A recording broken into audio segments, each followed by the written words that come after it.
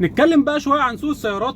سوق السيارات الجديد اللي هو في اول طريق السخنه. زمان كان كان سوق السيارات في الحي العاشر في مدينه نصر، وطبعا كان ساحه كبيره وما شاء الله يعني كان بيجي فيه كميه عربيات مهوله.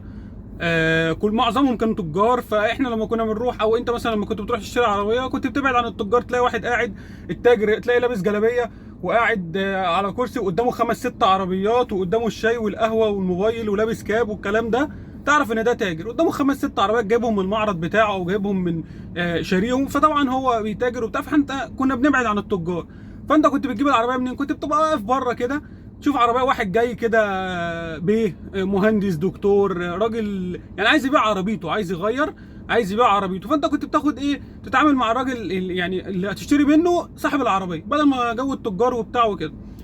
دلوقتي السوق بقى مختلف. زمان في السوق القديم كنت بتشوف العربيه بتجيب معاك حد يبص عليها، او تروح بنزينه مثلا بعيده شويه، او ممكن يكون مفيش بنزينه اساسا.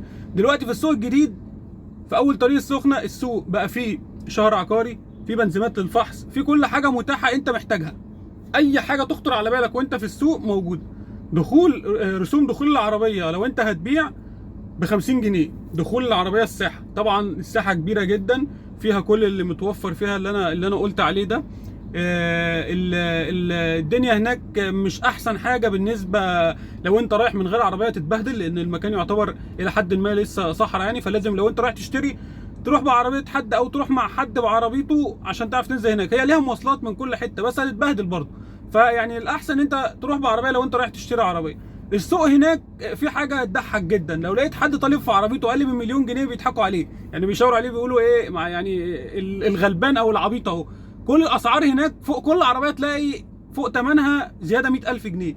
يعني تلاقي نفسك بتسمع في تويوتا كرولا موديل 2020 مليون جنيه مثلا. مليون جنيه. تلاقي نفسك بتسمع في مثلا نيسان سنترا موديل 2019 900,000 جنيه او 800,000 جنيه. ايه ده؟ ايه اللي انا بسمعه ده؟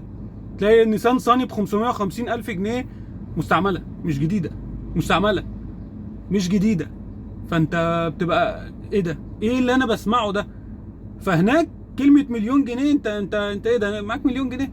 يا ده غلبان، انت نازل تشتري عربيه ومعاك مليون جنيه، اكنك نازل تشتري عربيه وانت معاك 63,700 مثلا. ده مليون جنيه. كلمه مليون جنيه تلاقي نفسك هناك كده لا مش هيجيبوا حاجه. تلاقي الالانترا ام دي 2015 بيتكلم في 580,000 جنيه.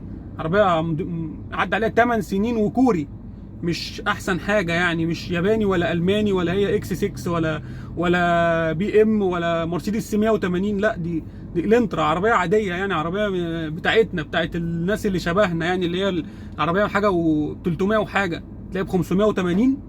ايه الاسعار دي؟ فسوق السيارات انا ما انصحش بيه. انت عايز تروح هناك انت هتقضي يوم جمعه لطيف ظريف في وسط الحر في البهدله، هتسمع اسعار خزعبليه. فانا ما انصحش بسوق السيارات خالص. انت لو عايز تروح جرب، بس يعني ما تستناش ان انت تشتري منه. ولو اشتريت منه بيبقى 1/1000 اللي بيشتري من هناك، لان انت بتبقى نازل هناك معاك عربيه مثلا ولنفترض فيرنا 2008، وانت رايح بعربيتك دي فابريكا بره وجوه، وانت عامل حسابك ان انت تبيعها ب 150,000 جنيه. انت رايح هناك جيت تركن في حظك لقيت جنبك عربيه فيرنا 2008، بس عربيه مبهدله وعايزه تترش ومش حاله عربيتك اصلا، عربيتك انضف منها بكتير. فا ايه يا برنس، السلام عليكم، عامل ايه، اخبارك؟ طالب كام في العربيه دي؟ انا ان شاء الله 175 نهائي. فانت ايه ده 175 في العربيه المعفنه دي؟ ده انا عربيتي برقبتها، ده انا عربيتي صارف عليها، ده انا عربيتي انضف، وهو عايز 175؟ انا عايز 190,000 جنيه. ولا انت بتبيع ولا هو بيبيع. بس فلو عجبك الفيديو اعمل لايك وشير، وما تستناش تشوف الفيديوهات اللي فاتت والفيديوهات اللي جايه.